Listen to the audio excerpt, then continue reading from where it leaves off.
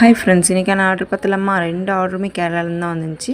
இந்த பீட்ஸ் நான் photo videos எதுவுமே போடலை. இந்த சிஸ்டராக ஃபோட்டோ சென்ட் பண்ணாங்க. இது இருக்குது சிஸ்டர்னு சொன்னேன்.